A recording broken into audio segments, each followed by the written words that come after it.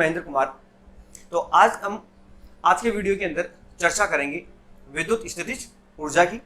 किसी द्विध्रुव को विद्युत क्षेत्र के अंदर घुमाने में किया गया कार्य कितना होता है और द्विध्रुव की जो है स्थितिज ऊर्जा कितनी होगी। तो सबसे पहले अपन स्टार्ट करते हैं, विद्युत स्थितिज ऊर्जा क्या होती है, किसे कहते हैं। विद्युत स्थितिज ऊर्जा, इसको जो है वो किससे रिप्रेजेंट किया जाता है, यू से रिप्रेजेंट किया जाता है। तो देखो नाम ही कैसा है, नाम से ही परिभाषा इसकी स्पष्ट हो रही है। यहां से क्या है, ऊर्जा। किसके कारण, स्थिति के कारण। किसने उत्पन्न की, इलेक्ट्रिक फील्ड ने उत्पन्न की।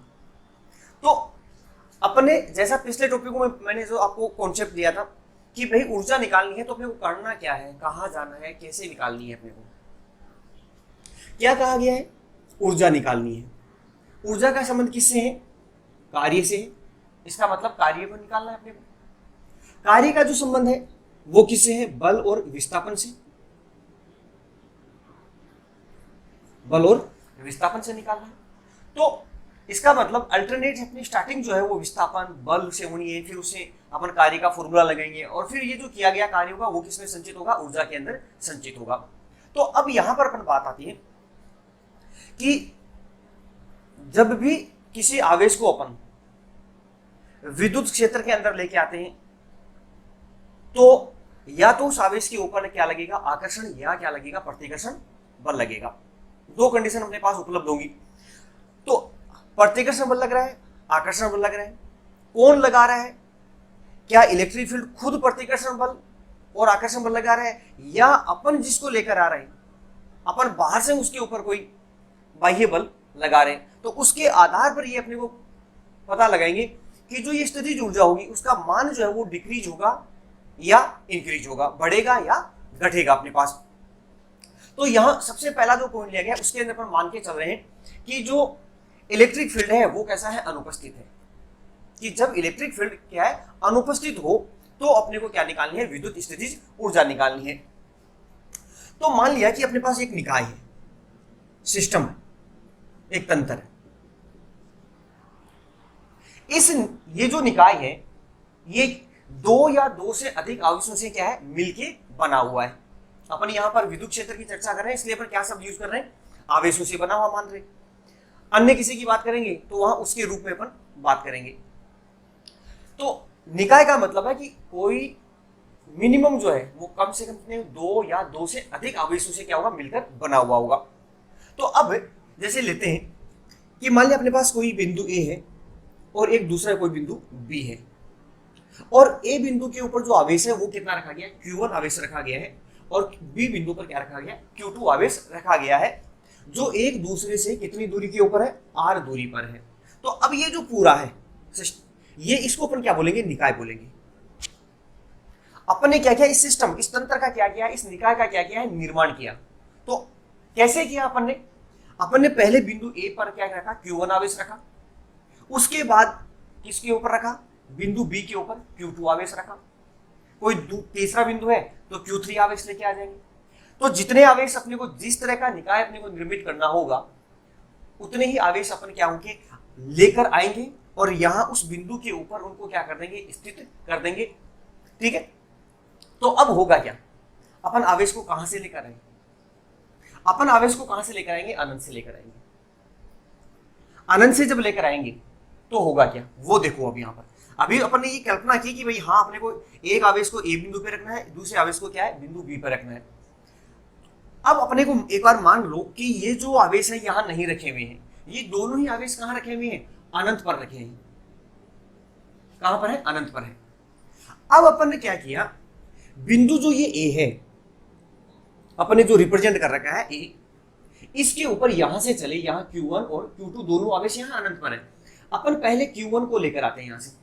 जब Q1 को लेकर इस बिंदु ए पर आएंगे तो यहां इस बिंदु ए पर कोई भी विद्युत क्षेत्र उपस्थित नहीं है यहां पर, क्योंकि अपन पहले कंडीशन ये मान के चल रहे हैं कि भाई यहां पर जो है बाह्य विद्युत क्षेत्र है वो कैसा है, अनुपस्थित है। देखिए पहली कंडीशन ये कि जब बाह्य विद्युत क्षेत्र कैसा हो, अनुपस्थित हो। तो जब यहां इलेक्ट्रिक फील्ड है ही नहीं, E इक्वल टू कितना है, 0 है, इलेक्ट्रिक फील्ड नहीं है, तो क्या इस Q1 आवेश के ऊपर यहां कोई बल लगेगा? ना कोई आकर्षण बल लगेगा, ना कोई क्या लगेगा, प्रतिकर्षण बल लगेगा। तो इस Q1 आवेश को बिंदु A तक लाने में कोई कार्य नहीं किया जाएगा, मतलब कोई किया गया कार्य का मान कितना होगा? 0 होगा। ठीक है, चलो अपन ने यहां पर रख दिया। तो इस Q1 आवेश को लाने में किया गया कार्य W1 यदि अपन कहें तो कितना है? वो 0 है। अब जो इस Q1 आवेश से कितनी दूरी पर है? R दूरी के ऊपर बिंदु P है, जो बिंदु B है, इसके ऊपर अपन किसको लेकर आएंगे? Q2 आवेश को लेकर आएंगे। लेकिन जैसे इस Q2 आवेश को जब यहां लेकर आएंगे तो यहां पहले कौन मौजूद है? Q1 आवेश मौजूद है। और ये Q1 आवेश जो मौजूद है तो इसके चारों ओर क्या होगा? इलेक्ट्रिक फील्ड भी होगा, विद्युत क्षेत्र भी होगा। तो अब Q1 आवेश के कारण बिंदु E पर, किसके कारण? Q1 आवेश के कारण, यहां बिंदु B पर Q1 के कारण इलेक्ट्रिक फील्ड, विद्युत क्षेत्र पहले से उपस्थित है। इसका मतलब इस बिंदु पर विद्युत विभव भी है। मान लिया कि बिंदु B के ऊपर जो विद्युत विभव है वो कितना है? V है। तो इसका मतलब यहां इस बिंदु पर जब अपन किसको लेकर आ रहे हैं? Q2 आवेश को यहां लेकर आ रहे हैं, तो ये Q1 आवेश इस Q2 आवेश पर क्या लगाएगा? प्रतिकर्षण बल लगाएगा। इस प्रतिकर्षण बल के विरुद्ध अपने को यहां लाना है, और प्रतिकर्षण बल के विरुद्ध यदि लाना है तो अपने को क्या लगाना पड़ेगा? बाह्य बल लगाना पड़ेगा।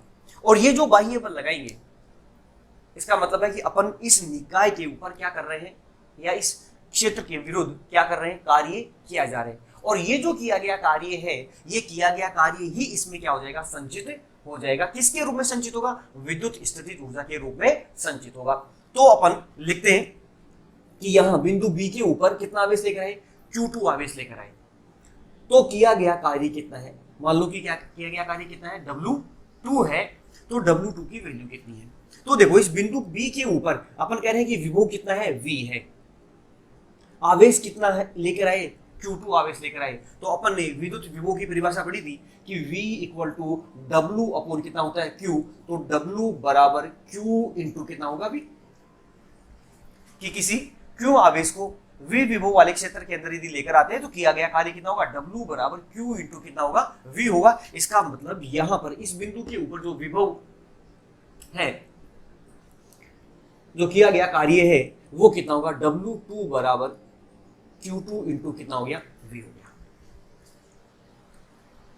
तो टोटल कार्य कितना हो गया इस निकाय का? W बराबर क्या लिख सकते हैं? W1 प्लस कितना? W2, क्योंकि कार्य कैसी राशि है? अदिश राशि, तो सीधा अपन इसको जोड़ देंगे। तो W इक्वल टू W1 तो कितना है? 0। पहले वाले आवेश Q1 आवेश को लाने में तो कोई कार्य करना ही नहीं हुआ अपने को। Q2 आवेश को लाने में किया गया कार्य कितना हुआ? Q2 इंटू V हुआ। Q2 इंटू कितना? V। तो W equal to Q2 into कितना हो गया? V। V क्या है? Q1 आवेश के कारण, किसके कारण? Q1 आवेश के कारण बिंदु B के ऊपर विभव है। तो अपन ने क्या फॉर्मूला पढ़ा कि बिंदु आवेश के कारण, बिंदु आवेश के कारण, बिंदु आवेश के कारण R दूरी पर विभव, पिछले वीडियो में अपन ने निकाले थे। क्या होता है सूत्र? V बराबर KQ अपॉन कितना होता है? R होता है। तो वैल्यू रख दे यहां पर। यदि ये वैल्यू यहां रखेंगे तो अपने को क्या मिलेगा? तो W equal to Q2 into V का मान कितना है? KQ। किसको लेकर आए? किसके कारण है भाई ये विद्युत क्षेत्र जो विभव है? Q1 आवेश के कारण है। तो क्या लिखेंगे? KQ1 अपॉन कितनी डिस्टेंस है? R। तो अब अपने पास किया गया कार्य W बराबर क्या लिख सकते हैं? KQ1 Q2 अपॉन कितना हो गया? R। और ये जो किया गया कार्य है, ये किया गया कार्य ही किसके रूप में संचित होगा? विद्युत स्थितिज ऊर्जा के रूप में क्या हो जाएगा? संचित हो जाएगा। तो अपन क्या लिख सकते हैं? स्थितिज ऊर्जा U इक्वल टू किसके बराबर? W। W की वैल्यू कितनी है किए गए कार्य की? तो U equal to KQ1 Q2 upon कितना हो गया? R। ये क्या होगी? इस निकाय की विद्युत स्थितिज ऊर्जा हो गई। तो इस तरह से अपन सीधा कह सकते हैं कि यदि कोई बाह्य विद्युत क्षेत्र उपलब्ध नहीं है, उपस्थित नहीं है, तो किसी दो आवेश यदि एक दूसरे से r दूरी पर यदि स्थित है, रखे गए हैं, तो उस निकाय की स्थितिज ऊर्जा कितनी होगी? U equal to K Q1 Q2 upon कितना होगा? R होगा। अब बात यहां पर आती है कि स्थितिज ऊर्जा है वो कैसी राशि है? अपने को पता है कि भाई किया गया कार्य है कैसी होती है? अदिश राशि। तो स्थितिज ऊर्जा भी कैसी राशि है? अदिश राशि है। तो स्थितिज ऊर्जा का जो मान है या स्थितिज ऊर्जा है वो कैसी राशि है? अदिश राशि है। राइट। मात्रक क्या होगा स्थितिज ऊर्जा का? ऊर्जा है तो ऊर्जा का मात्रक क्या है? किससे निकाला? कार्य से निकाली। कार्य का मात्रक क्या होता है? जूल। तो स्थितिज ऊर्जा का मात्रक भी क्या है? जूल है। दूसरा जो स्थितिज ऊर्जा का जो मात्रक लिया जाता है वो इलेक्ट्रॉन वोल्ट में लिया जाता है। Electron volt, small E capital V से इसको रिप्रेजेंट किया जाता है। 1 electron volt equal to 1.6 into 10 की पावर -19 जूल। ऐसे लिख सकते हैं W बराबर अपने क्या है? Q इंटू कितना लिखा था? Q क्या है? आवेश। तो आवेश का मात्रक क्या होता है? कूलम। V विभव, विभव का मात्रक क्या है? वोल्ट इक्वल टू कार्य, कार्य का मात्रक क्या है? जूल। तो अपन जूल किसके बराबर हो गया? कूलम इंटू किसके बराबर हो गया? वोल्ट के बराबर हो गया। ऐसे भी लिख सकते हैं कि 1 electron volt equal to 1.6 into 10 की पावर -19 कूलम इंटू वोल्ट भी लिखा देख सकते हैं। दोनों ही मात्रक लिख सकते हैं। अब यहां पर इसके अलावा भी कुछ मात्रक जैसे 1 मिली इलेक्ट्रॉन वोल्ट MeV। इस m स्मॉल m का मतलब है मिली। मिली तो क्या हो गया? 1 मिली इलेक्ट्रॉन वोल्ट। 1 मिली के अंदर कितना है? 10 की घात -3। तो 10 की घात -3 ये हो गया मिली के अंदर। इलेक्ट्रॉन वोल्ट का मान कितना है? 1.6 गुणा 10 की घात -19। तो 1.6 गुणा 10 की घात -19 इक्वल टू कितना हो गया? 1.6 गुणा 10 की घात -19 और यहां पर भी -3 है तो 10 की घात कितनी होगी? -22। तो 10 की घात -22 जूल। तो ये समझ पूछ सकते हैं कि 1 इलेक्ट्रॉन वोल्ट में कितने जूल होते हैं यहां पर। ये इस तरह से कि 1 mega electron volt, capital M यदि लिखा है इसका मतलब है मेगा। ये ध्यान रखने वाली बातें हैं कि स्मॉल एम इसका मतलब है यहां पर मिली, कैपिटल एम का मतलब क्या है? मेगा। और 1 मेगा का मतलब होता है 10 की घात कितना? 6। 1 मेगा बराबर कितना था? 10 की घात कितना है? 6। और 1 इलेक्ट्रॉन वोल्ट के बराबर नहीं है ये 1.6 फिर गुणा 10 की घात -19 इक्वल टू कितना हो गया? 1.6 गुणा 10 की घात कितना? -19 और प्लस का कितना है? 6। तो माइनस का कितना बच गया? 13 13। तो ये हो गया मेगा।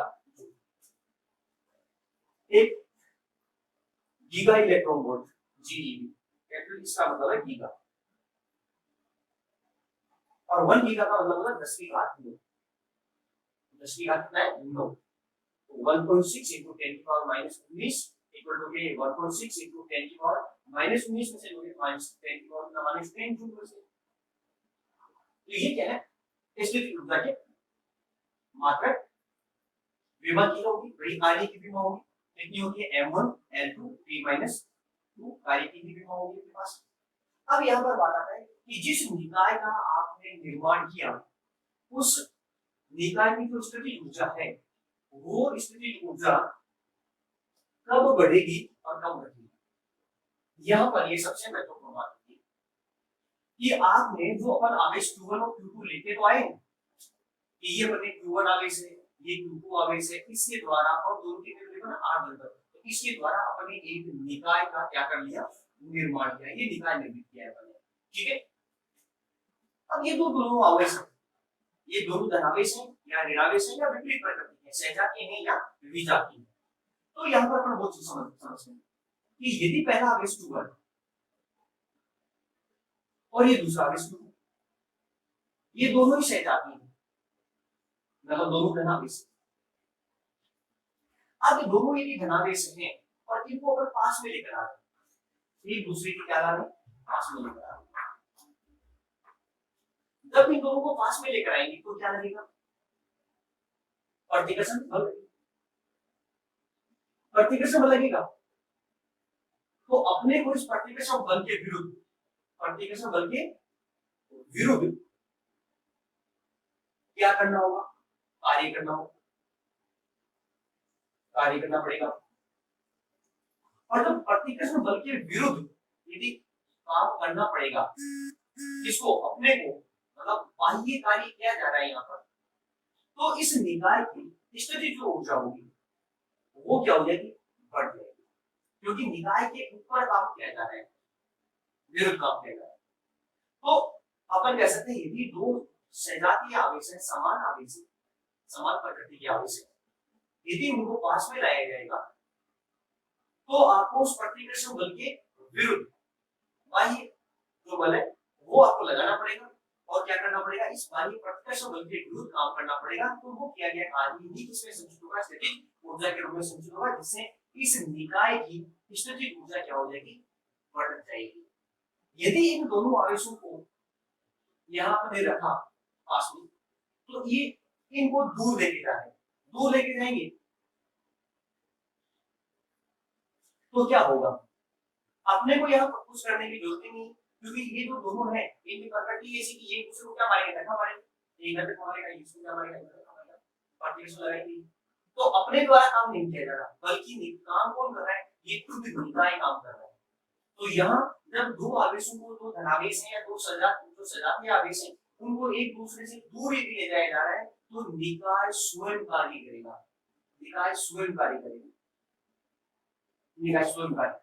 और जब निकाय स्वयं कार्य करता है तो उसका मतलब है इसकी खुद के पास जो एनर्जी है वो क्या होगी, डिक्रीज हो रही है, कम हो रही है। तो उसका मतलब है यहाँ पर ऊर्जा क्या होगी, घटेगी, ऊर्जा घटेगी, इसलिए ऊर्जा का मान क्या होगा। तो समान आवेश को पास में यदि लाते हैं तो बाह्य कार्य होने के कारण से ऊर्जा बढ़ जाती है, और दूर ले जाते हैं तो क्या होगा, निकाय खुद कार्य करेगा, जिसके कारण से ऊर्जा उसकी क्या हो जाएगी, घट जाएगी। अब आते हैं कि यदि आवेश विजातीय है, विजातीय होने का मतलब एक आवेश धनावेश है और दूसरा आवेश कैसा है, ऋणावेश है। उसमें देखेंगे क्या कि धनावेश है और दूसरा कैसा है, ऋणावेश। अब इन दोनों को पास में लेकर आओ, जब इनको पास में लेकर आओगे तो होगा क्या, ये दोनों ही एक दूसरे को क्या करने वाले, आकर्षित करने वाले। मतलब ये अपने को कोई बाहर से बल इसमें लगाने की जरूरत नहीं, अपन ने रखा और रखते ही क्या हुआ, ये अपने आप इसको पकड़ के क्या करने लगेगा, खींचना शुरू कर देगा। इसका मतलब खुद कौन काम कर रहा है, निकाय स्वयं कार्य कर रहा है, निकाय स्वयं कार्य कर रहा है। और जब निकाय स्वयं कार्य कर रहा है सीधी सी बात है कि कोई बाहर से कार्य नहीं किया जा रहा, इसलिए किया गया कार्य जो है, इस निकाय की जो ऊर्जा है वो क्या होगी, घटती चली जाएगी। तो इसमें भी ऊर्जा का जो मान है वो क्या होगा, मतलब विपरीत आवेशों को, विजातीय आवेशों को पास में ही लेकर आओगे तो निकाय स्वयं क्या करेगा, कार्य करेगा, जिसके कारण से ऊर्जा का मान क्या हो जाएगा, घट जाएगा। अब आता है कि यदि इन विजातीय आवेशों को एक दूसरे से दूर ले जाए, दूर ले जाएगा, दूर ले जाए तो क्या होगा, जब अपन इस मान लो इस आवेश को यदि दूर ले जाने की कोशिश करेंगे तो ये तो धनावेश है, इसको पकड़ के क्या करेगा, खींचने की कोशिश करेगा, क्योंकि ये क्या लगा रहा है, आकर्षण बल लगा रहा है। इसका मतलब अपने को उसको अपन दूर लेके जा रहे हैं, तो अपने को किसके विरुद्ध, आकर्षण बल के विरुद्ध क्या करना पड़ रहा है, काम करना पड़ रहा है। आकर्षण बल के विरुद्ध क्या किया जा रहा है, बाह्य कार्य किया जा रहा है, आकर्षण बल के विरुद्ध क्या किया जा रहा है, इस निकाय के ऊपर बाह्य कार्य किया जा रहा है। और ये किया गया कार्य किसमें संचित होगा, ऊर्जा के अंदर संचित हो जाएगा। तो इस तरह से इस निकाय की स्थिति ऊर्जा क्या हो जाएगी, बढ़ जाएगी। तो विजातीय आवेशों को पास लाओगे तो स्थिति ऊर्जा का मान क्या होगा, घटेगा, क्योंकि निकाय खुद कार्य करेगा। और यदि विजातीय आवेश को दूर लेके जाओगे तो उसका मतलब है कि आप उसके आकर्षण बल के विरुद्ध क्या कर रहे हो, काम कर रहे हो। तो ये जो है स्थिति निकाय की स्थिति ऊर्जा है वो क्या हो जाएगी, बढ़ जाएगी, क्योंकि वो किया गया कार्य निकाय में क्या हो रहा है, संचित हो रहा है। तो इस तरह से अपन ने देखा कि कोई यदि एक निकाय है तो उस निकाय की स्थिति ऊर्जा क्या होगी, U इक्वल टू कितना, K Q1 Q2 अपॉन कितना होगा, R होगा। दूसरा यहाँ देखो एक बात और याद ध्यान में रखनी है, जब इसके ऊपर न्यूमेरिकल आते हैं तो आपको क्या करना है कि ये जो Q1 और Q2 आवेश है इनकी जैसी प्रकृति है, Q1 और Q2 को, Q1 व Q2 को विद साइन रखना है, धनावेश है तो प्लस और ऋणावेश है तो माइनस है, तो उसी के साथ में यूनिट जो है आपका साइन जो है उसके साथ में इसको क्या है यहाँ पर रखना है, यहाँ पर ये ध्यान रखिएगा। अब बात आती है, ये अभी अपन ने लिया कि दो अपने आवेश थे उनके कारण स्टेट निकालना, यदि दो आवेशों से अधिक के लिए तो क्या होगा कि मान लो आपके पास तीन आवेश है, Q1 है, Q2 है और Q3 है। इन तीन आवेशों से अपने को एक निकाय की क्या करनी है, संरचना करनी है। मतलब क्या कह सकते हैं, दो या दो से अधिक आवेशों के निकाय की स्थिति, ठीक है। तो अपन क्या करेंगे, कितने आवेश, तीन आवेश है तो तीन बिंदु ले, कोई भी बिंदु ले लिया अपन ने, मान लिया कि ये बिंदु है एक, ये बिंदु है बी और ये बिंदु क्या है सी। अब यहाँ पर सबसे पहले अपन क्या मानेंगे कि भाई तीनों ही आवेश हैं, Q1 Q2 और Q3 कहाँ बैठे हैं, अनंत पे हैं। अब अपन एक एक को लेकर आते हैं, सबसे पहले Q1 को लेकर आए, मान लो कहाँ लेके आए Q1 को, ए बिंदु पे लेकर आए, तो क्या यहाँ पर विद्युत क्षेत्र है, अनुपस्थित है विद्युत क्षेत्र, कोई विद्युत क्षेत्र यहाँ पर मौजूद नहीं है। तो Q1 आवेश को लाने में किया गया कार्य यदि W1 है तो वो W1 कितना होगा, शून्य होगा। और अपन यहाँ पर मतलब Q1 आवेश को लाने में कोई कार्य नहीं करना पड़ा। अब अपन Q2 आवेश को लेकर आते हैं बिंदु B के ऊपर, लेकिन जैसे ही बिंदु B के ऊपर अपन लेकर आएंगे तो यहाँ पहले से कौन बैठा है, इधर Q1 बैठा है जो इससे इसी दूरी पर है। इसको यदि हम रिप्रेजेंट करना है तो थोड़ा निर्देशांक के रूप में भी रिप्रेजेंट कर दें ज्यादा ठीक रहेगा। कि मान लिया कि एक निर्देश बनता है, थोड़ी समझने में आसानी हो जाएगी मेरे पास, ये निर्देश बनता है एक्स वाई और जेड। Q1 जो है इसका स्थिति सदिश यहां से कितना है R1, बिंदु जो B है इसका मूल बिंदु से स्थिति सदिश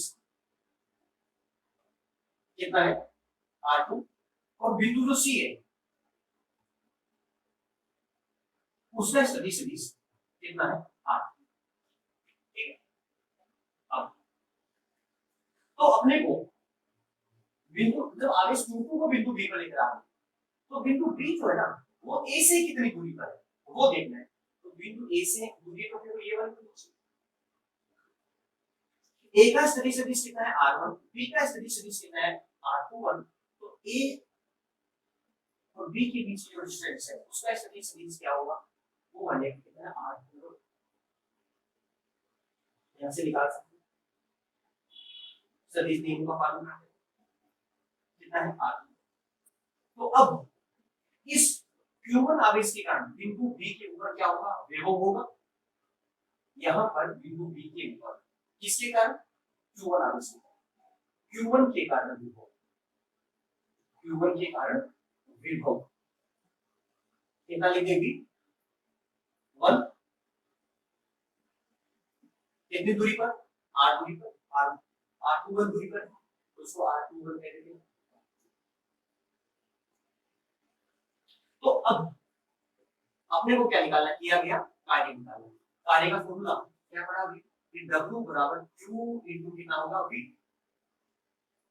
तो बिंदु B पर किया गया कार्य, इससे रिप्रेजेंट करते हैं W2 से रिप्रेजेंट करें तो W2 बराबर कितना आवेश, Q2 आवेश, Q2 को अपन लेकर आ रहे हैं तो Q2 आवेश इनटू विभव, किसके कारण, पहले वाले आवेश Q1 के कारण, किसके कारण है, Q1 के कारण है, तो विभव V क्या लिखेंगे 1, कितनी दूरी पर R21 दूरी। ये थोड़ा सा डिफरेंस दिखाने के लिए कर रहे हैं, बाकी सीधा भी लिख सकते हैं, कोई प्रॉब्लम नहीं है यहाँ पर। तो Q2 कितना जा V R2, V1 की वैल्यू कितनी है? V1 की वैल्यू कितनी है? V1 की क्या होगा? Q1 आवेश के कारण बिंदु V1 विभव तो क्या होगा? K Q अपॉन कितना है R, तो K Q कितना है? Q1 अपॉन R कितना है? इनके बीच डिस्टेंस कितनी है? R21, तो R21 हो गया। तो किया गया कार्य W2 बराबर ये हो गया अपने पास Q2 into KQ1 upon R21। अब किसको लेकर आएंगे?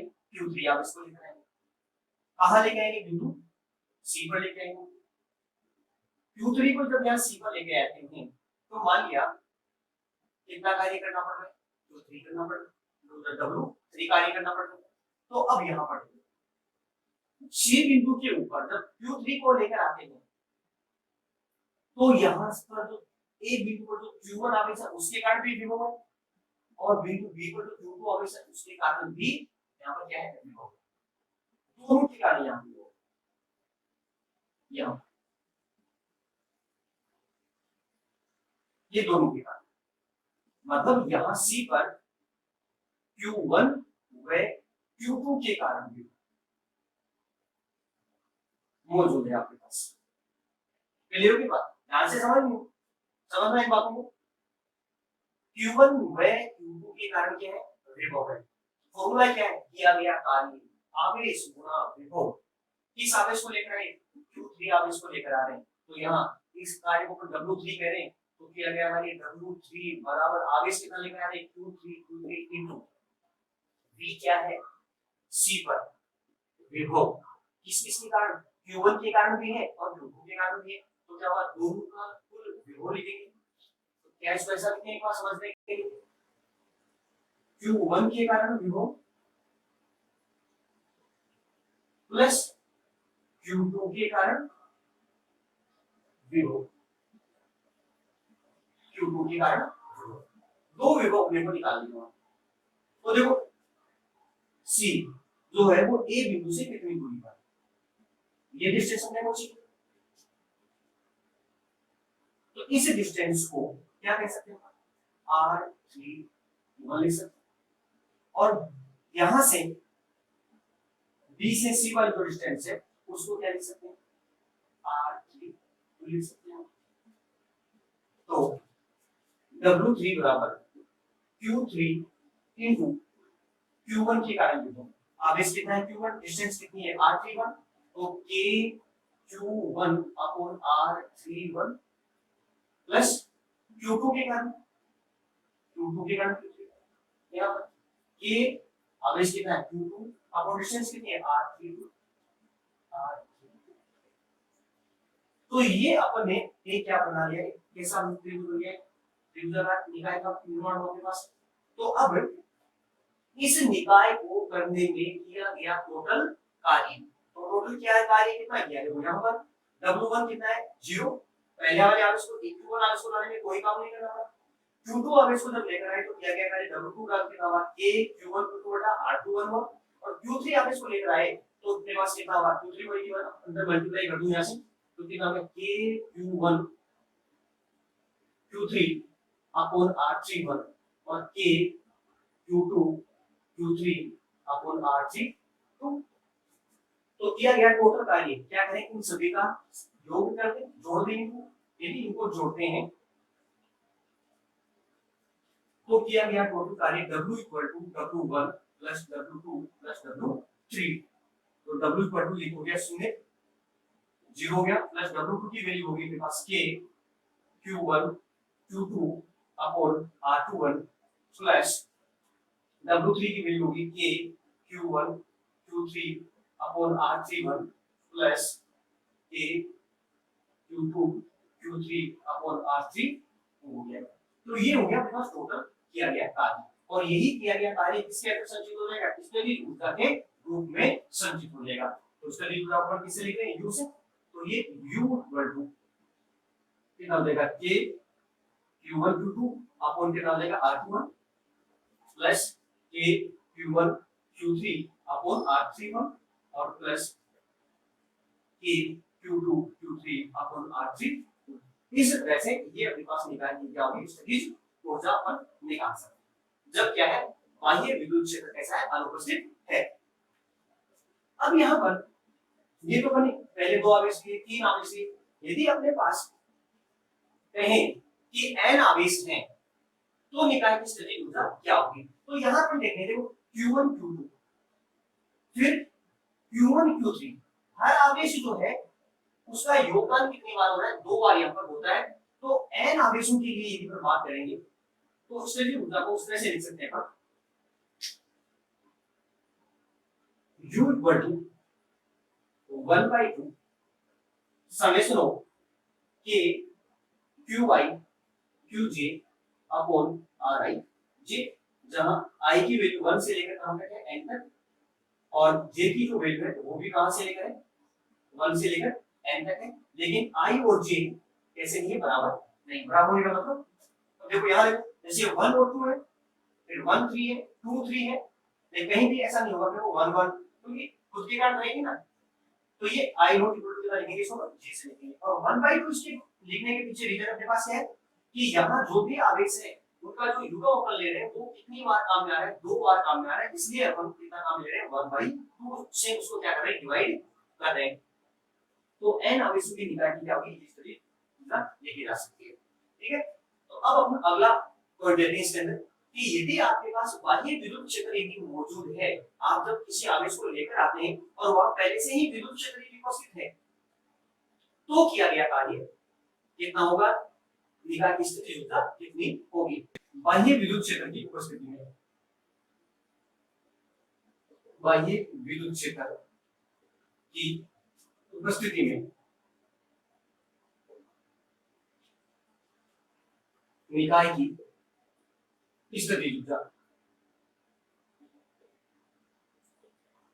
स्थितिज ऊर्जा। तो अब की बार अपन है क्या कह रहे हैं, पहले से ही कह रहे हैं कि जिस बिंदु पर अपन जहां लेकर आ रहे हैं आवेशों को, वहां पहले से ही कोई क्या है, विद्युत क्षेत्र मौजूद है, उपस्थित है, बाह्य जो विद्युत क्षेत्र है वो उपस्थित है।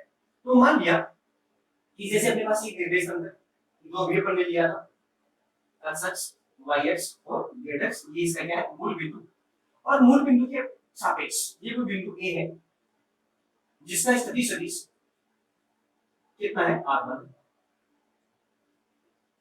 तो अब अपन कह रहे हैं कि यहाँ बिंदु जो A है ना, यहाँ पर क्या है, पहले से ही क्या मौजूद है भाई, विद्युत क्षेत्र, बाह्य विद्युत क्षेत्र। और वो मान लिया कि बाह्य विद्युत क्षेत्र कितना है, इस बिंदु पर A है, और इसके कारण जो विभव है वो कितना है, V है। तो अपन यदि यहाँ रिप्रेजेंट करना चाहें तो इस तरह से बिंदु A के लिए लिख सकते हैं कि विभव कितना है, V R। सदी से क्योंकि V इक्वल टू क्या है, K Q अपॉन कितना होता है, R। तो अपने R1 इस मूल बिंदु के सापेक्ष क्या लिखा है, R1 लिखा है, तो V R1 से इसको दिखाया गया। और कोई बिंदु B है, इसका मूल बिंदु के सापेक्ष इसकी सदिश जो है वो कितना है, R2। तो बिंदु B के ऊपर विभव जो है वो क्या लिख सकते हैं, V R2 से अपन रिप्रेजेंट कर सकते हैं। ठीक है, दो आवेश अपन लेके चलते हैं पहले। अब ये जो इस A और B पर जो अपन आवेश लेकर आ रहे हैं वो कहां है, शुरू में अनंत पे, ये यहाँ पर Q1 और Q2 है, कहां पर है भाई, अनंत पर है। अब अपन बात करते हैं किसको लेकर आए, Q1 को। कहां लेकर आएंगे Q1 को, A पर। जैसे ही इस A1 पर लेकर आएंगे, A बिंदु पर लेकर आएंगे, तो यहां कहानी क्या होगी, देखो इस बिंदु के ऊपर पहले से ही क्या मौजूद है, विद्युत क्षेत्र मौजूद है, विद्युत विभव मौजूद है। कितना मौजूद है, VR1 मौजूद है। तो इसके विरुद्ध क्या करना पड़ेगा, अपने को काम करना पड़ेगा, कार्य करना पड़ेगा। तो मान लेते हैं कि किया गया कार्य कितना है, W1 है। तो क्या लिख सकते हैं W1 अपन, कि W1 बराबर कितना होगा, फॉर्मूला क्या है, W बराबर Q इंटू कितना होता है, कितना आवेश लेकर आ रहे हैं, Q1 आवेश लेकर आ रहे हैं, तो Q1 इंटू विभव कितना है, V। इसे रिप्रेजेंट किया R1 से, तो क्या लिख सकते हैं, V R1। जो भी आपको अपने को ये वैल्यू दी जाएगी, ये वैल्यू यहाँ निकाल के अपन रख देंगे। अब किसको लेकर आएंगे? Q2 आवेश को यहां लेकर आएंगे। जब Q2 आवेश को लेकर आएंगे तो कहानी क्या होगी? Q2 आवेश पर पहले से कितना मौजूद है? विभव VR है, VR को, और अब की बार यहाँ पर क्या हो गया? यहाँ पर Q1 भी मौजूद है भाई, तो Q1 के कारण भी यहाँ पर क्या होगा? विभव होगा। तो कितनी विभव मिल गई फिर यहाँ पर? 2 विभव मिल गए। एक किसके कारण? इस बाह्य क्षेत्र के कारण, और दूसरा किसके कारण? Q1 के कारण। तो कितने? अपन जब इस Q2 आवेश को लेकर आएंगे तो दो क्षेत्र के विरुद्ध क्या करेंगे? काम करेंगे। Q2 आवेश को लेकर आएंगे तो दो क्षेत्रों के विरुद्ध कार्य करेंगे। कौन कौन से क्षेत्र? पहला बाह्य विद्युत क्षेत्र, बाह्य विद्युत क्षेत्र, ठीक है, और दूसरा प्लस साथ में Q1 के विरुद्ध, Q1 के क्षेत्र या Q1 के विद्युत क्षेत्र के विरुद्ध कार्य करेंगे। ये दो कार्य, तो कितना होगा? निकालते हैं। Q2 को जब बिंदु B पर लेकर आएंगे तो दिया गया कार्य हमने कितना लिखा? W2 से लिखा, तो W2 बराबर क्या होगा? पहला बाह्य क्षेत्र के विरुद्ध, बाह्य विद्युत क्षेत्र के विरुद्ध, जहां देखो बिंदु B के ऊपर जो बाह्य विद्युत क्षेत्र है उसके कारण विभव कितना बना? VR2 कहा है अपन ने, तो किया गया कार्य W बराबर Q into V। Q किसको लेकर आ रहे हैं? Q2 को, तो Q2 into V कौन सा है? VR2, VR एक तो हो गया कार्य, प्लस दूसरा Q1 के विद्युत क्षेत्र के विरुद्ध कार्य, Q1 वाले के विरुद्ध ये कार्य, तो Q1 के कारण यहाँ पर विभव कितना है वो मेरे को कैलकुलेट करना है। इन दोनों के बीच की जो डिस्टेंस है उसको अपन से रिप्रेजेंट करते हैं R21 से रिप्रेजेंट करते हैं, तो किया गया कार्य कितना होगा?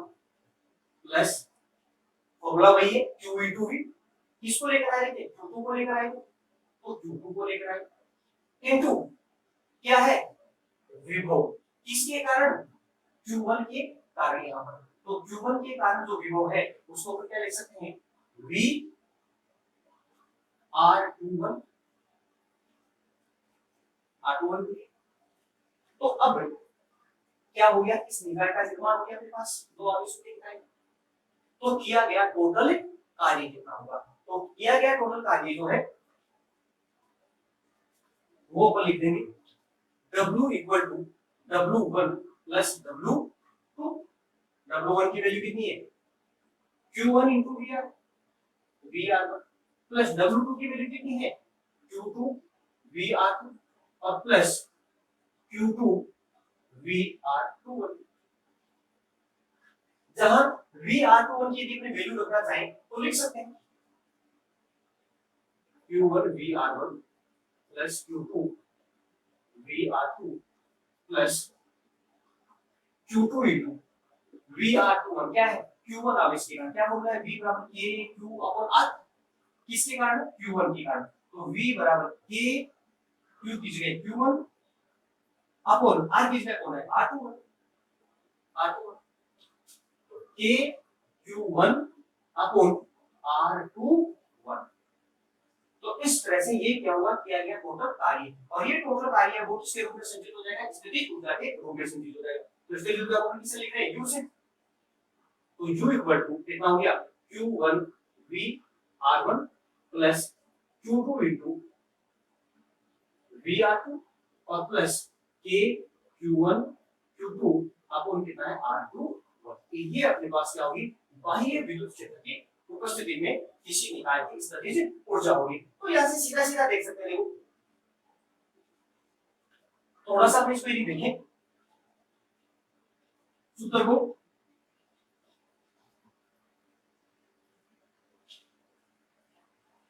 कि U equal to Q1 VR1 plus Q2 VR2 और plus K Q1 Q2 upon R2। क्या लगता है? ये तो है ना W बराबर Q भी तो है, W बराबर Q। पहले आप जब बाह्य विद्युत क्षेत्र में यदि मौजूद होता है तो सीधा भी पर लिखो, जब न्यूमेरिकल प्रॉब्लम करेंगे तब अपन सीधा डायरेक्ट इसका यूज कर सकते हैं, जैसे कि Q1 आवेश को लेकर है तो Q1 into V, आपको जो V1 देंगे, प्लस दूसरा आवेश लेकर है Q2 into कितना हो गया V, प्लस अब तो दोनों आवेश हैं उनके कारण हो गया, तो इससे जो है U बराबर A Q1 Q2 बटा अपने R लिखा था, सूत्र निकाला वही था अपने पास, बस ये क्या हो रहा है, ऐड हो जाएगा बाह्य विद्युत क्षेत्र, क्योंकि पहले से ही यहाँ मौजूद है तो उसके आकर्षण या प्रतिकर संबंध को अपने को क्या करना पड़ेगा, काम करना पड़ेगा, कार्य करना पड़ेगा। तो इस तरह से अपन ने ये निकाला कि किसी निकाय की स्थिति ऊर्जा क्या होती है जब बाह्य क्षेत्र उपस्थित है और जब बाह्य क्षेत्र अनुपस्थित है। अब यहाँ पर नेक्स्ट पॉइंट लेते हैं कि किसी द्विध्रुव को विद्युत क्षेत्र के अंदर घुमाने में किया गया कार्य।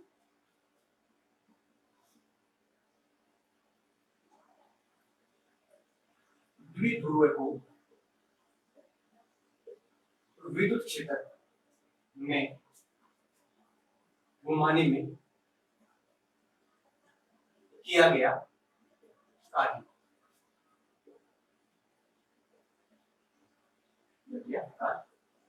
ठीक है। अपने पास ये ले लिया, अपने पास ये एक समरूप विद्युत क्षेत्र है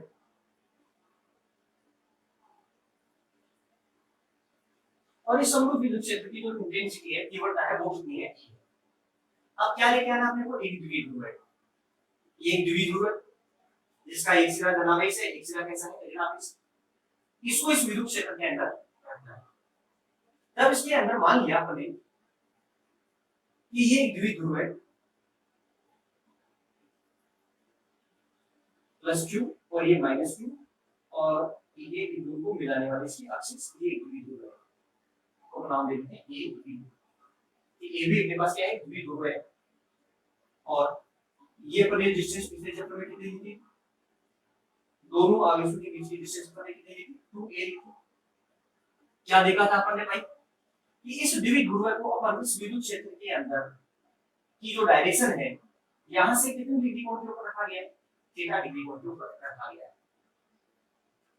तो अब इस बिंदु B के ऊपर, A के ऊपर क्या देखेंगे कि ये जो विद्युत क्षेत्र की है वो क्या लगेगा, प्रतिकर संबंध है, F बराबर कितना होगा, Q इनटू कितना होगा, और इस माइनस Q आवेश में क्या लगेगा, आकर्षण बल, तो ये F बराबर ये भी कितना होगा, QE होगा। दोनों के परिमाण कैसे हैं, समान, क्योंकि विद्युत क्षेत्र भी समान है, समरूप है, और दोनों आवेशों के परिमाण भी कैसे हैं, समान है, तो धरने वाला आकर्षण या प्रतिकर जो बल है वो कैसा होगा, समान होगा। अब अपने को क्या करना है, देखो भाई क्या निकालना है, कार्य निकालना है, कार्य निकालना है और किसके कारण, घुमाने के कारण, ना इसको यूं गति नहीं करवा, रेखीय गति नहीं करवा, बल्कि क्या किया जा रहा है, इसके अंदर विद्युत क्षेत्र से उसको घुमाया जा रहा है, घुमाया जा रहा है। तो घुमाने में कार्य क्या होगा, कार्य का मूल सूत्र वही है कि कार्य बराबर बल गुणा विस्थापन। लेकिन अब यहां समझने वाली बात है भाई, बल जो है यहां क्या होगा, बल जब कोई वस्तु घूर्णन करेगी, घूमेगी, घुमाएगी आपको, तो वहां पर बल नहीं बल्कि क्या लगेगा, बल आघूर्ण काम करेगा। तो अपना सूत्र जो होगा यहां बल की जगह क्या बन जाएगा, बल आघूर्ण। और विस्थापन जो है वो रेखीय विस्थापन ना रहे, किसके रूप में आ जाएगा, कोण के रूप में, ये कोणीय विस्थापन है, तो सूत्र बन जाएगा कोणीय विस्थापन। ये लीजिए अपना हो गया कार्य का सूत्र, वापस मूल सूत्र वही है, उसमें कोई अंतर नहीं है, सिर्फ यहाँ गुणन गति करवा रहे हैं। तो गुणन के कारण जो बल है साथ रेखीय में होता है वो किसमें हो गया, बल आघूर्ण के रूप में कन्वर्ट हो गया, विस्थापन वो किसके रूप में कन्वर्ट हो गया, कोणीय विस्थापन के रूप में कन्वर्ट हो गया आपके पास। इसलिए जब हमने पेपर में पढ़ा था कि इस द्विध्रुव को जब अपन विद्युत क्षेत्र के अंदर रखेंगे, समरूप विद्युत क्षेत्र में रखेंगे, तो लगने वाला परिणामी बल कितना होगा, 0 होगा। लेकिन इन बलों की क्रिया रेखा क्या है, एक नहीं है, अलग अलग है। तो ये दोनों जो बल है, युग्म है, ये मिलकर एक बल आघूर्ण का क्या करेंगे, निर्माण करेंगे, जिससे ये क्या करेगा, द्विध्रुव के अंदर घूर्णन करेगा। तो अब अपने को यहाँ कहा है कि इसको घुमाने में किया गया कार्य कितना होगा। तो मान लीजिए अपन इसको थीटा डिग्री पे रखा, यहां से इसको घुमाना है, क्या करना है, इसको घुमाना है। थोड़ा सा अपन एरिया के अल्प विस्थापित कर दिया इसको,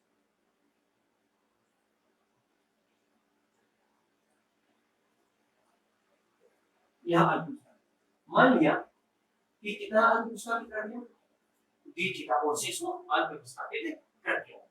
तो अल्प विस्थापन के लिए क्या गया था, अल्प कोणीय विस्थापन, कोणीय विस्थापन के लिए किया गया कार्य। तो किया गया कार्य अल्प विस्थापन के लिए कितना लिखेंगे, dw क्या है, बल आघूर्ण। बल आघूर्ण को किससे लिखा जाता है, तो से लिखा जाता है। और कोणीय विस्थापन के पास कितना है, d थीटा। तो dw बराबर सूत्र क्या बना, तो इनटू कितना बना, d थीटा। अब अपने पास तो क्या है, बल आघूर्ण। बल आघूर्ण का अपने सूत्र पिछले चैप्टर में क्या पढ़ा था कि यदि कोई द्विध्रुव है, उसका द्विध्रुव आघूर्ण, द्विध्रुव आघूर्ण कितना है, p है, और उसको ई तीव्रता वाले विद्युत क्षेत्र के अंदर कितने डिग्री कोण के ऊपर रखा जाए, थीटा डिग्री कोण पे रखा जाए, तो लगने वाले बल आघूर्ण का सूत्र निकला था, तो बराबर pe इनटू कितना, sin थीटा। ये अपने पास सूत्र था कि तो बराबर कितना है, pe sin थीटा है। तो तो की वैल्यू यहां रख सकते हैं, तो dw बराबर तो की जगह हमने लिखा pe sin थीटा इनटू कितना हो गया, d थीटा। ठीक है, तो अब ये तो अल्प विस्थापन के लिए कुल कितना होगा, यदि मान लें कि आपने इस द्विध्रुव को थीटा 1 से थीटा 2 डिग्री तक घुमाने में किया गया कार्य, मतलब आपने जहां पर रखा उसको मान लिया कि कितना है, थीटा 1 है, इनिशियल स्टेट में कहीं पे हो सकता है, विद्युत क्षेत्र में समानांतर हो सकता है, लंबवत हो सकता है, किसी भी कोण पे हो सकता है, तो उसको अपने कहा क्या कहेंगे, थीटा 1। और उसके बाद जहां तक इसको घुमाएंगे उस अंतिम स्थिति को क्या बोलेंगे, थीटा 2 कहेंगे। तो किया गया टोटल कार्य कितना होगा, तो क्या करना है, इस समीकरण का क्या करना है, समाकलन करेंगे। तो किया गया कुल कार्य W इंटीग्रेशन ऑफ कितना, थीटा 1 से लेकर कहां तक, लिमिट लगा देंगे थीटा 2 तक, कार्य कितना है, PE sin थीटा इनटू कितना है, d थीटा। अब क्या करते हैं, इसका समाकलन करते हैं, और समाकलन करते हैं तो क्या मिलेगा अपने को, देखो P क्या है, द्विध्रुव का द्विध्रुव आघूर्ण निश्चित है, क्या निकालेंगे बाहर, P बाहर निकालेंगे। E क्या है, समरूप विद्युत क्षेत्र नियत है, तो उसको भी बाहर निकाल दो। और बच गया अपने पास अंदर थीटा 1 से थीटा 2 और क्या बचे, sin थीटा इनटू कितना, d sin थीटा का जो समाकलन करते हैं तो क्या आता है, माइनस का cos थीटा आता है, तो समाकलन कर दीजिए, Pe कोष्ठक समाकलन का चिन्ह हटा दें, कोष्ठक का लगा दें, और माइनस का कितना हो गया, cos थीटा, लिमिट थीटा 1 से थीटा 2 तक। कौन सी लिमिट रखेंगे, पहले ऊपर वाली Pe माइनस cos थीटा 2, फिर किसका साइन लगाते हैं, माइनस का, और ये खुद भी किसका है, माइनस का, तो माइनस cos कौन सी लिमिट लगाएंगे, नीचे वाली थीटा 1, तो थीटा 1 माइनस माइनस क्या बन गया, प्लस, तो इसको लिख सकते हैं हम W equal to PE into ये cos थीटा 1 किसका बन गया, प्लस का, तो cos थीटा 1 प्लस का हो गया, और cos थीटा 2 किसका, माइनस का, तो माइनस का cos थीटा 2 बन गया। तो ये अपने पास क्या हुआ, किया गया टोटल कार्य। और अब आपको यदि कहां जहां पर भी इसकी कंडीशन दी जाएगी उसी के अकॉर्डिंग क्या कर लेंगे, उसका मान निकालेंगे। जैसे मान लिया कि प्रारंभिक स्थिति थीटा 1, प्रारंभिक कोण कितना, थीटा 1 कितना है, 0 डिग्री,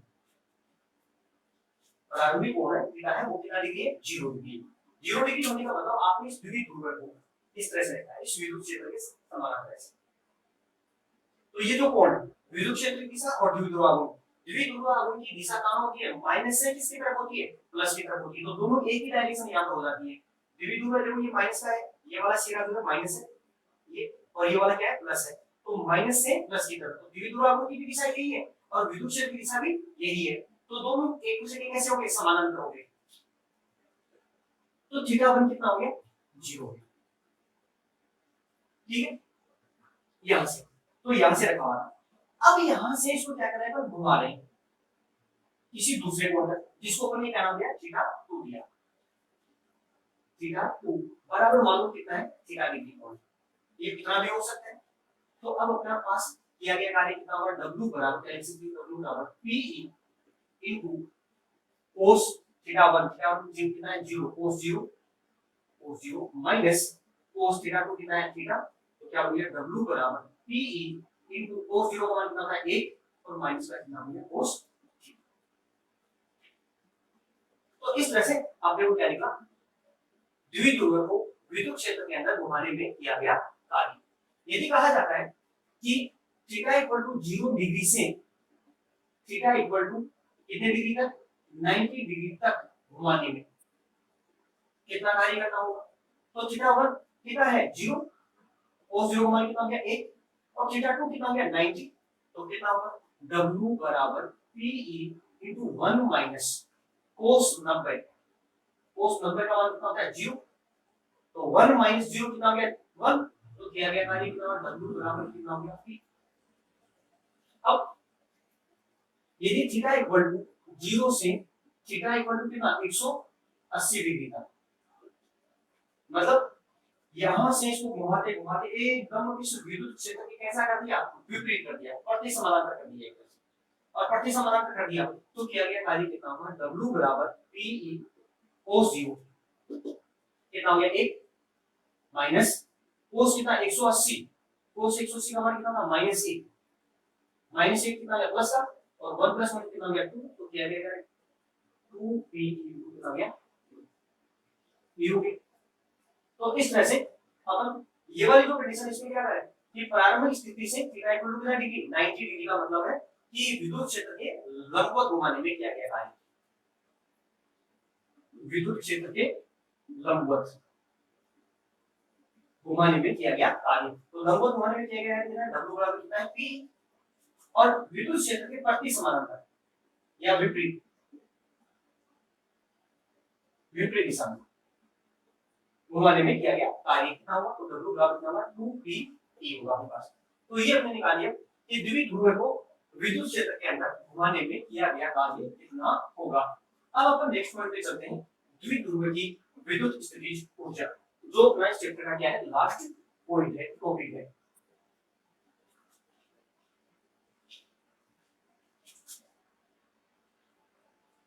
द्विध्रुव की स्थितिज ऊर्जा कि कोई द्विध्रुव है उसको अपन क्या लेके आ रहे हैं, विद्युत क्षेत्र के अंदर लेकर आते हैं, तो उसकी स्थितिज ऊर्जा कितनी होगी। तो निर्मित करते हैं अपन सबसे पहले विद्युत क्षेत्र, ये मान लिया कि मेरे पास एक विद्युत क्षेत्र है और इस विद्युत क्षेत्र की तीव्रता कितनी है E, और इसके अंदर अपन क्या लेके आ रहे हैं, विद्युत द्विध्रुव को लेके आ रहे हैं। जैसे मान लिया कि ये द्विध्रुव है, इसको अपन यहां लेकर आएंगे विद्युत क्षेत्र में। तो देखो ये वाला जो आवेश है ये विद्युत क्षेत्र में प्रवेश कर चुका है, लेकिन दूसरा आवेश है ये विद्युत क्षेत्र से कैसा है, बाहर है। इसका मतलब कि ये जो Q1 ये जो पहला आवेश होगा, जैसे मान लिया कि ये नेगेटिव आवेश है, ये अपने पास दिखा देते हैं द्विध्रुव है, माइनस का Q और ये प्लस का Q कितनी है 2, ये द्विध्रुव है। इसको जब इसके अंदर प्रवेश करवाएंगे तो क्या करेगा, ये Q1 इसके अंदर प्रवेश पहले करेगा और Q2 इसके बाद में प्रवेश करेगा। तो जब तक Q1 ये प्लस Q आवेश इसके अंदर प्रवेश करेगा तब तक माइनस का Q आवेश ऋणावेश जो है वो इससे आगे जा चुका होगा। कितनी दूरी तक, 2a दूरी, क्योंकि ये इस जो नेगेटिव है आगे को इससे यदि पर देखेंगे तो कितना आगे है, 2a डिस्टेंस आगे, तो 2a डिस्टेंस क्या है, आगे है। तो यहाँ पर ये चित्र इस तरह से बना देते हैं, ये प्लस का Q और ये क्या है माइनस का Q। तो अब अपने पास जब अपन इस द्विध्रुव को विद्युत क्षेत्र के अंदर लेकर आ रहे हैं तो अपन क्या करेंगे कि भाई जो माइनस का Q आवेश है, ऋणात्मक आवेश है, वो क्या करेगा, ज्यादा दूरी तय करेगा। कितनी दूरी तय करेगा, 2a दूरी तय करेगा। तो ये जो इलेक्ट्रिक फील्ड है ई, वो इस माइनस क्यू आवेश पर क्या लगाएगा, आकर्षण बल लगाएगा। आकर्षण बल लगा रहा है, इसका मतलब क्या करना पड़ेगा, इस निकाय को क्या करना पड़ेगा, कार्य करना पड़ेगा। तो किया गया कार्य कितना होगा, कार्य बराबर क्या होता है, बल गुणा विस्थापन। तो कार्य बराबर क्या है, बल इंटू विस्थापन। कितना लिखते हैं, W बराबर बल कितना लगेगा, बल का सूत्र अपने पास क्या है, अपन क्या करें कि E तीव्रता का विद्युत क्षेत्र है और उसके अंदर कितना आवेश प्रवेश कर रहा है, माइनस का क्यू आवेश प्रवेश कर रहा है, और उसमें कितनी दूरी तय की, 2e दूरी तय की, उसका विस्थापन कितना है, 2e है। तो हमने क्या पढ़ा था, बल का सूत्र कितना होता है, F बराबर q इनटू कितना होता है, E होता है। q की वैल्यू कितनी है, -q। तो यहाँ पर कितना हो गया, माइनस का q इनटू कितना हो गया, E इनटू विस्थापन कितना है, 2a, विस्थापन कितना हो गया, 2a। तो ये हुआ किया गया कार्य, और ये किया गया कार्य ही किसमें संचित होगा, स्थितिज ऊर्जा के अंदर संचित होगा। तो किया गया कार्य कितना हो गया, U बराबर माइनस का QE इनटू कितना हो गया, 2a। और अपने को पता है कि द्विध्रुव का द्विध्रुव आघूर्ण कितना होता है, P बराबर किसी एक आवेश का परिमाण Q इनटू दोनों आवेशों के बीच की डिस्टेंस 2a का गुणनफल होता है। तो यहाँ देखो 2a इनटू q अपने पास है, तो उसको लिख सकते हैं u इक्वल टू माइनस का p इनटू कितना लिखा जा सकता है, e लिखा जा सकता है। तो अब यहाँ पर ये बात आई, इसमें ये जो अपने द्विध्रुव दिया, ये तो अपने क्या किया कि द्विध्रुव आघूर्ण p और विद्युत क्षेत्र की जो है इन इन दोनों की दिशा कैसी है, समान है। कैसी दिशा है, समान है। और इसी में इसको अपन लेकर आ रहे हैं, जरूरी थोड़ी कि इसको ऐसे ही लेकर आए। मान लो किसी कोण पे ये भी इसको अंदर प्रवेश करवाएं, इधर से ऐसे प्रवेश करवाएं, तो क्या होगा, तब भी तो काम करना पड़ेगा, कार्य करना पड़ेगा अपने को। तो इसका मतलब क्या है कि लेकिन जैसे किसी कोण पर लेकर आएंगे तो ये क्या करना शुरू कर देगा, घूर्णन करना शुरू कर देगा, बल आघूर्ण लगना शुरू हो जाएगा। तो अब अपने को क्या होगा, बल आघूर्ण के कारण क्या होगा, कार्य करना पड़ेगा। तो किया गया कार्य क्या होगा, तो बल आघूर्ण की स्थिति में कार्य कितना होगा, भाई इतना तो इसको लाने में है ही, ये तो रहेगा ही रहेगा। अब एक्स्ट्रा जो है वो क्या हो जाएगा, जब अपन किसी कोण पर लेकर आएंगे उसको। मान लिया कि द्विध्रुव को थीटा कोण के ऊपर प्रवेश करवाते लेकर आते, तो किया गया कार्य कितना होगा। तो अभी अपन ने निकाला था कि किया गया कार्य है स्थितिज ऊर्जा कितनी निकलती है, U बराबर PE इनटू 1 माइनस कितना, cos थीटा। तो अब जो है टोटल किया गया कार्य या टोटल जो स्थितिज ऊर्जा होगी वो कितनी होगी, U equal to U1 plus कितना होगा, U2 होगा। तो U1 कितना हो गया, इसको दे देते हैं U1, तो कितना होगा माइनस का PE प्लस U2 कितना है, PE into 1 minus cos theta. Open करते हैं कोष्टक को, तो माइनस का PE को 1 से किया तो PE माइनस है प्लस है माइनस हो गया, PE इनटू कितना हो गया, cos थीटा हो गया अपने पास। अब प्लस PE माइनस PE क्या हो गया करके, और अपने पास क्या बच गया, U इक्वल टू माइनस का PE cos थीटा बच गया। U इक्वल टू माइनस का PE cos थीटा। तो ये कैसे कि किसी द्विध्रुव को विद्युत क्षेत्र के अंदर लाने में किया गया जो टोटल कार्य है स्थितिज ऊर्जा होगी वो कितनी होगी, U बराबर माइनस का PE इनटू कितना, cos थीटा।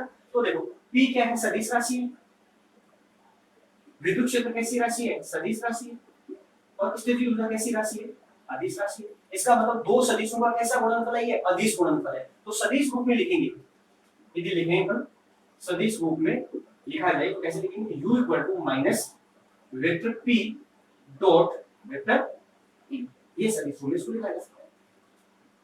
नोट को उठाएंगे तो P का परिमाण मैग्नीट्यूड इनटू E का मैग्नीट्यूड इनटू कितना, cos थीटा। थीटा क्या है, विद्युत क्षेत्र और द्विध्रुव आघूर्ण की दिशा के बीच में बनने वाला कोण है अपने पास।